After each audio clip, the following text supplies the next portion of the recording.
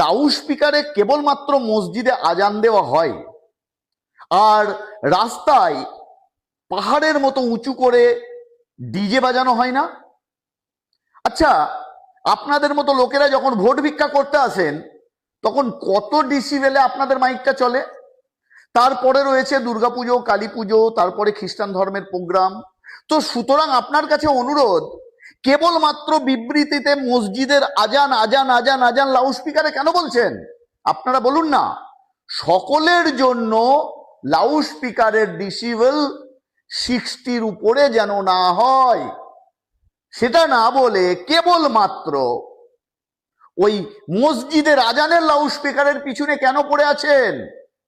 আপনারা দেখতে পান না রাস্তায় একের পর এক স্পিকার লাগিয়ে যে আওয়াজে চলে, মাইনে এক বাঁশরি বাজানে ওয়ালা চাহিয়ে, সেটা তো পাতাল থেকে আসমান পর্যন্ত লাফাতে থাকে আওয়াজের চোটে।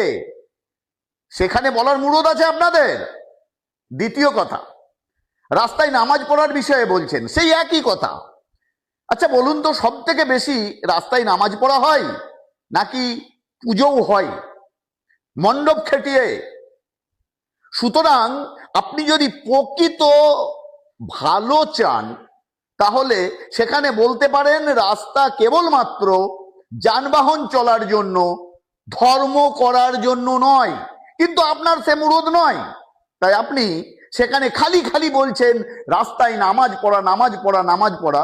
রাস্তায় কেবল নামাজ হয় না, নামাজ খুব কম রাস্তায় হয়, কিন্তু পুজো, কীর্তন, আপনাদের মতো রাজনৈতিক দলের র্যালি, মণ্ডপ খাটিয়ে রাস্তা বন্ধ করে হয় কাবুল যাত্রা, সেটা বলার মুরদ আপনার নেই। কিন্তু কেবলমাত্র নামাজ নামাজ নামাজ, তার মানে একটাই প্রমাণিত করতে চাচ্ছেন আপনারা, যে কোনো উপায় হোক না কেন মুসলমান ধর্মের পিছনে আপনাদের লাগতে হবে, তাই না?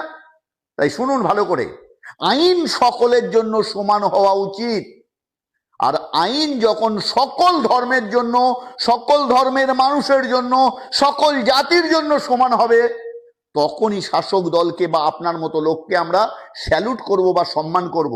নচেত এমনই হবে, বুনো ওলের জন্য বাঘা তেঁতুল।